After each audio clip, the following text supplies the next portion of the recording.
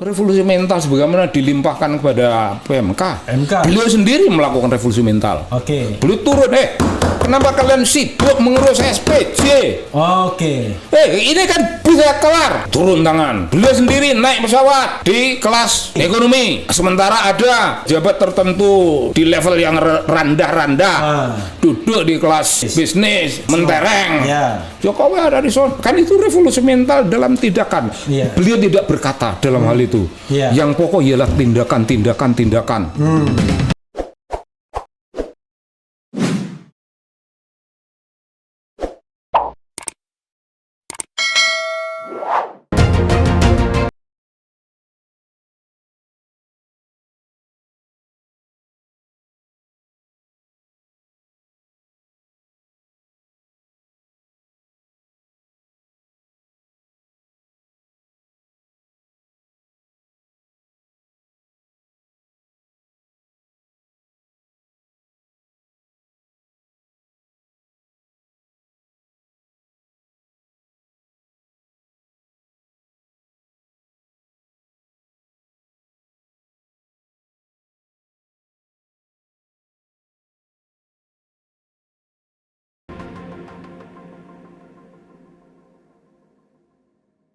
Kita tahu bahwa tagline pemerintahan Presiden Jokowi 2014, revolusi mental. Ketika saya diundang istana, saya mengatakan itu yang membedakan antara Pak Jokowi dan pemimpin atau presiden lainnya. Kalau soal pembangunan tuh gampang, itu barang aja.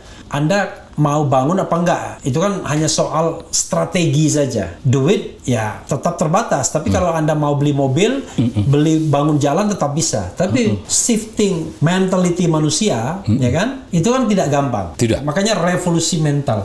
Tapi Bung, pertama revolusi mental itu hanya slogan saja, nggak ada indikator keberhasilannya di periode pertama, dan periode kedua udah hilang itu kata-kata revolusi mental. Malah yang muncul revolusi akhlak Habib Rizik.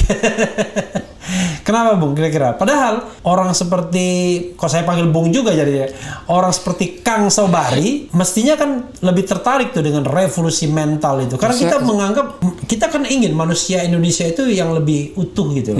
Tapi nggak jelas itu. Nggak jelas, dan sekarang didinai. Malah bukan didinai, dicuekin. Nggak ada lagi Pak Jokowi bilang revolusi mental. Orang bilang revolusi mental itu, malah mental sudah. Silakan. Kalau coba Kang Sobari sekritis-kritisnya soal revolusi mental ini. Soalnya saya udah dikritik nih, katanya, wah ini judulnya ini menipu katanya, kurang lebih. Sekarang Muhammad Sobari tantang debat RH di kandang, enggak ada debat gitu. Debat lah sudah. Iya, silakan. Revolusi tapi kembali ke pemimpin adil, jangan lari jauh-jauh. Iya. Revolusi mental itu saya diundang 3 bulan sesudah dibentuk suatu tim di PMK itu. Saya telat diundangnya. Karena di sana kebanyakan orang yang diundang dan tidak jelas urusannya apa. Pada masa itu revolusi mental itu kebersihan. Kebersihan aja. Bak sampah. Oh, itu revolusi mental. Supaya jelas. Buang sampah pada tempatnya. Itu. Maka aku diundang 3 bulan sesudah kebersihan itu. Ya sedemikian rupa. Lalu saya diundang. Terus di forum itu saya ditanya, kalau Anda melihat revolusi mental itu apa? Politik banting setir. Bagi saya politik banting setir. Dari apa ke apa? Dari pemerintahan yang minta dilayani dan sekarang harus melayani. Itu namanya shifting paradigm. Shifting paradigm. Soft. Softly. Presiden Soeharto sudah mengatakan itu. Tapi Presiden Soeharto berhasil menciptakan kata-kata. Ini harus diwujudkan dalam tindakan. Lalu kalau sudah begitu, kalau itu yang namanya politik banting setir, itu harus ada makna yang lebih jelas. Revolusi mental itu filsafat untuk mengubah dunia ini. Dunia ini diubah, bukan biarkan begitu. Lah ubahnya gimana? Kalian milihlah. Pemerintah punya begitu banyak program. Mengambil satu champion. Contoh. Public service. Paling real. Public service paling real.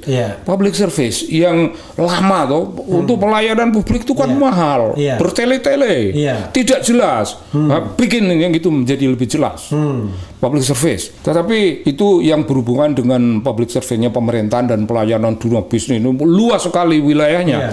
Tapi bagi saya Mari kita bicara kaum miskin. Yang miskin itu diberi service yang cukup. Oke. Nah, Presiden Jokowi sudah punya itu untuk kebutuhan pendidikan, kartu pintar, ada kartu sehat dan sebagainya. Itu satu bagian, tapi mari kita bikin lebih tajam lagi. Bikin lebih tajam lagi.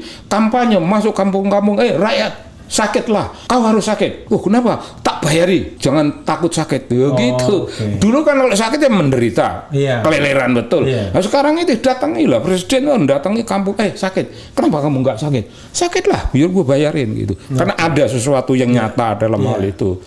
Dan revolusi mental bagi saya sesuatu yang berhubungan dengan konstitusi. Tidak bisa revolusi mental itu any kind of activity. Bukan hanya any kind of activity. Melindungi segenap bangsa. Sendal tumpah darah, memajukan kesejahteraan umum, mencerdaskan kehidupan bangsa, menyediakan lapangan kerja yang layak bagi kehidupan. Utang-utang konstitusi itu semuanya. Saya menyanjung hanya Presiden Jokowi yang punya kesadaran membayar utang konstitusi. Diulangi lagi. Saya menyanjung. Saya highly respect pada beliau karena beliau tampil sebagai presiden yang menyadari bahwa pemerintah, yaitu presiden, kepala pemerintahan punya utang kepada rakyat, dan itu utang konstitusi dan harus dibayar. Ya, beliau menganggap harus dibayar, maka adakan revolusi mental. Waduh, ini senang sekali nih para cebong-cebong nih. Cebong senang lah, kawan gua. Nah, namun begini, Bu. Ini ada debatnya sedikit ya, saudara sekalian. Namun kan Pak Presiden Jokowi tidak bisa berharap pada revolusi mental sebagaimana dilimpahkan kepada PMK. Beliau sendiri melakukan revolusi mental. Beliau turun, kenapa kalian sibuk mengurus SPJ? Ini kan bisa kelar. Turun tangan. Beliau sendiri naik pesawat. Di kelas ekonomi. Sementara ada pejabat tertentu di level yang rendah-rendah duduk di kelas bisnis. First class, mentereng. Jokowi ada di sana. Kan itu revolusi mental dalam tindakan. Beliau tidak berkata dalam hal itu. Yang pokok ialah tindakan. Itu karisma. Memberi contoh dengan laku. Bukan dengan mulut. Leading by example. Leading by doing. Just doing good things. Tapi siapa yang mendengar itu? Tapi kan sekarang nggak pernah lagi kita dengar revolusi mental. Terutama periode kedua ini nggak pernah bilang. Masih ada, Bung. Masih ada. Nggak ada program revolusi. Ujung-ujungnya revolusi mentalnya ala Puan Maharani iklan di TV. Iklan itu begini. Saya ada di dalam. Dan ketika dirumuskan dengan iklan, saya bilang, kenapa mesti ada iklan? Iklan itu dari tindakan kita. Kalau iklan dalam arti yang di TV maupun di media cetak, pura-pura itu bagian dari big nonsense. Little zero, small zero. Small result. Nggak ada. Yang jelas spending money. Jelas mahal iklan itu. Dan apa bunyinya? Ayo berubah matamu, aku bilang gitu. Matamu berubah. Lakukan perubahan itu. Dan orang nampak ini. Ini harus ada the leadership dari menteri. Mesti ada dari menteri. Tapi kan orang-orang yang ditunjuk ya begitu, Bung. Jadi benar kalau dibilang revolusi mental kok menjadi begini rupa, tetapi yang kelihatan begini rupa itu sebenarnya Presiden Jokowi mengambil lap oper. Aku sendiri yang harus take the lead. Bangun ini dengan kecepatan yang agak mengagumkan. Nyata. Bung, jangan dikira bahwa presiden itu hanya membangun infrastruktur. Infrastruktur itu sekaligus suprastruktur. Profesor Tuti Herati, almarhum. Baru meninggal ya? Almarhum, belum lama meninggal. Filsuf itu ketemu di istana dan bertanya, mengapa infrastruktur menjadi begitu pokok? Mengapa tidak suprastruktur?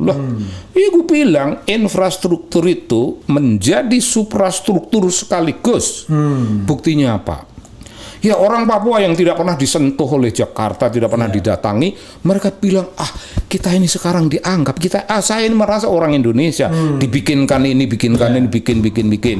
Talaut dan Sulawesi Utara yang paling dekat dengan Mindanao, yang paling dekat dengan dengan Filipina itu dibangunkan tol laut apa ini. Mereka bilang, oh kalau begitu kita ini betul menjadi orang Indonesia, ini betul. Nah, infrastruktur yang berupa benda itu menjadi ideologi membangun kesadaran nasionalisme. Orang Aceh tidak milih presiden, tidak apa-apa, tapi Aceh dibangunin. Bikinkan dan ada kiai yang menyatakan kami begini. Sumatera Barat tidak senang Presiden Jokowi. Itu urusannya Sumatera Barat. Tapi urusannya Presiden Jokowi membangun di situ, dibangunkan. Ya, tapi sekali lagi Kang Sobari, pada periode kedua ini kita nggak dengar lagi revolusi mental. Nggak dengar, memang. Kenapa? Nggak mendengar. Karena tempo hari itu pernah agak mendengar karena ada sesuatu yang namanya award. Memilih kelompok-kelompok dalam masyarakat, tapi juga kelompok-kelompok dalam birokrasi yang leading dalam melakukan governance itu leading. Kalau kelompok masyarakat itu yang namanya civil society itu organisasi yang pada kreatif melakukan ini itu tanpa budget negara itu murni. Itu diberi apresiasi. Itu masih kurang kita. Masih kurang. Revolusi mental ialah pekerjaan nasional gede, karena segala harus direvolusi, public service direvolusi, jangan mencuri duit kantor harus direvolusi, demikian banyak. Ya, tapi kenapa pada periode kedua ini kita tidak enggak terdengar lagi? Kenapa? Enggak terdengar lagi karena begini, meskipun orang-orang itu masih bekerja.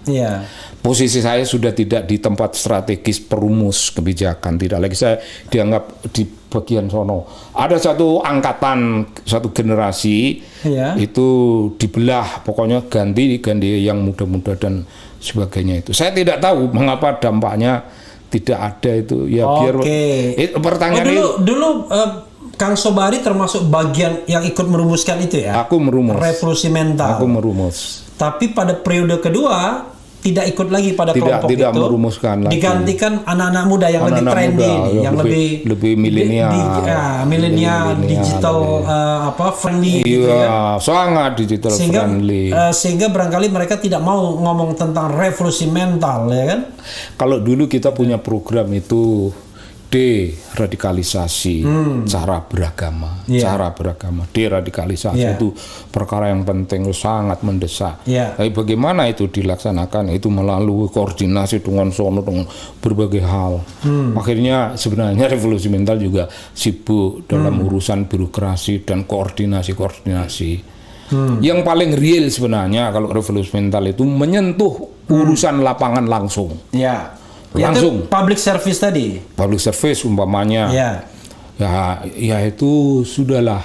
Tapi paling tidak kita menggemakan kembali komitmen bahwa pemerintah itu harus melayani rakyat. Pemerintah punya utang, itu kita gemakan. Mungkin tidak terlampau. Pemerintah punya utang konstitusi ya. Iyalah. Bukan utang yang hampir 6.000 triliun itu. Utang konstitusi. Utang konstitusi. Lebih besar lagi toh. Untuk adil. Untuk menjadi pemimpin adil. Nah, pemimpin adil mewujudkan hutang-hutang macam gitu. Dituju ke situ. Karena saya ngelihat dari jauh dan kadang-kadang dari dekat, tapi lebih dari jauhnya sudah more or less. Itu sudah on the right track. On the right track, maksudnya sudah maksimal begitu aja atau masih bisa bos lagi? Ditingkatkan lagi. On the right track tidak berbicara tentang kualitas. On the right track hanya berbicara bahwa tujuannya udah benar. Kita sudah di tempat yang benar, di jalur yang benar. Di jalurnya yang benar. Bagaimana membuat itu maksimal, bagaimana membuat itu dahsyat. Still another mile. I see. Iyalah, still another mile. Iya. Tapi sekarang Kang kita tidak bermaksud comparable ya. Kalau berkomparasi susah kita. Karena saya selalu mengatakan pemimpin yang muncul di belakang itu harus lebih baik daripada sebelumnya. Oh iya. Karena dia punya kemewahan. Iya. Kan dia di belakang. Iya. Jadi kalau bersaing itu harus begini. Nah, kita imajiner aja kalau begitu. Sebenarnya kalau angka ya, Kang Sobari ngasih berapa angka untuk kepemimpinan Presiden Jokowi sebagai imamun adil ini, sebagai pemimpin yang adil yang kita sebutkan itu? Kalau angka. Aku bisa kasih 8 barangkali. Kasih 8? Ya. 8 itu konstan atau hari ini atau periode pertama? Itu pertanyaan yang bagus. Iya. Antem kromo aja. Hantem kromo. Jadi aja. sudah 7 tahun pemerintahan ini angkanya 8. Itu mostly Iya. urusan everything is already on the right track itu Iya. tadi. Oke. Already on the right Jadi track. 8 itu kalau dikonversi dengan huruf itu A. A. A tok ya, bukan A plus, bukan A minus. Enggak. Cukup Oke. A.